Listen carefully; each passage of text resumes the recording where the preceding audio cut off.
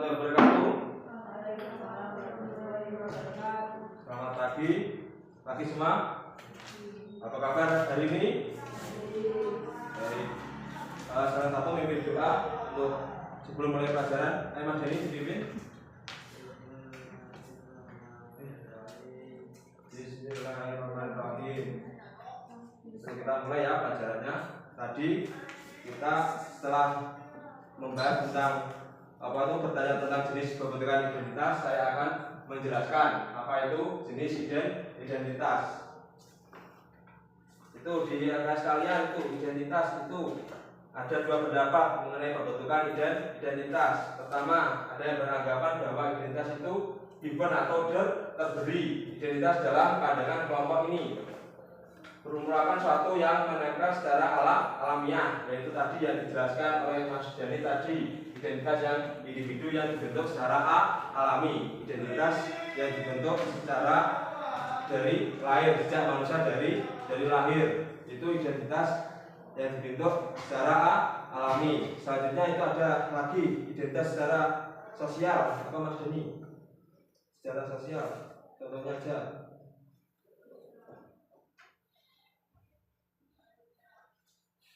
Itu identitas secara sosial, itu terbentuk oleh secara karakter dan terbentuk secara alamiah. Misalnya jabatan, seorang berkuliah dari SMA pengen jadi dokter, kuliah di bidang kedokteran, itu merupakan identitas individu yang terbentuk secara sosial.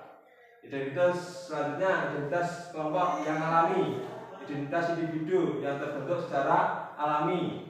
Tadi ada pula identitas kelompok yang terbentuk secara alami, contohnya ras yang pernah kita bahas di depan. Jadi dalam suatu kelompok ada individu, jadi anggota suatu kelompok, misalnya di Indonesia itu terdapat berbagai macam suku, adat, ras, budaya yang berbeda-beda, warna kulit, warna rambut, dan warna bentuk-bentuk struktur tulang. Penggolongan ras itu misalnya ada ras Kaukasoid dan ras Mongoloid. Itu di atas kalian juga ada, ini di PowerPoint juga ada. Ini menunjukkan identitas. Itu ada beberapa, itu tadi di atas kalian juga ada.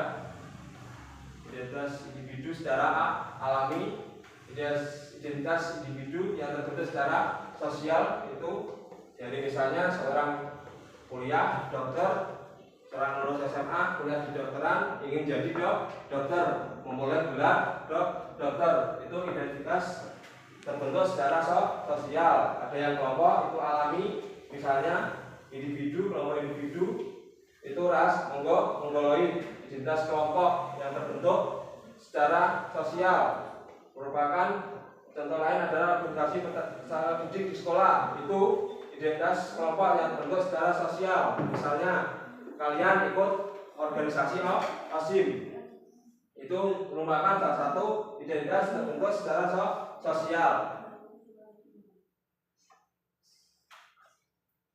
Itu contoh-contoh ras tadi ada Mongoloid, Kaukasoid, dan ras Mongoloid.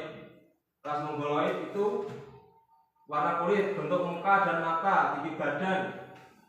Ada Kaukasoid, warna kulit, bentuk muka dan mata, tinggi badan, kaki sedikit kuning, bentuk muka hati kecil, tak berkelopak, tingginya 165 sampai 180 cm.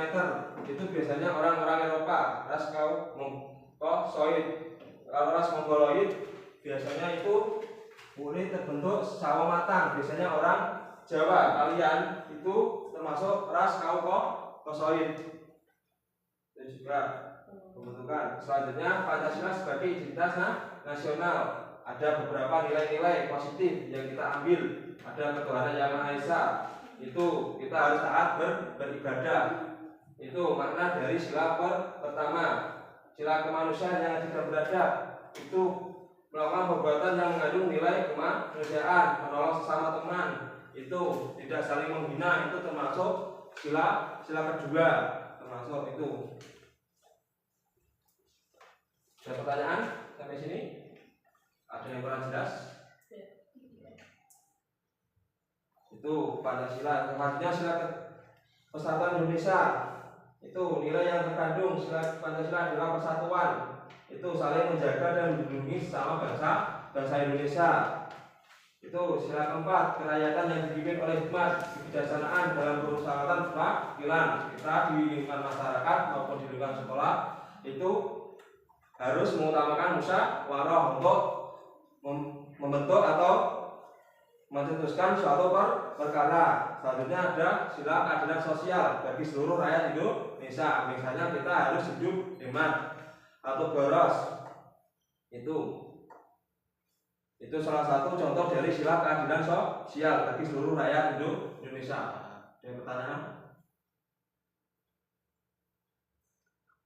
Baik, kalau nggak ada saya akhiri pertemuan kali ini. Kalau nggak ada, saya akhiri. Wassalamualaikum warahmatullahi wabarakatuh.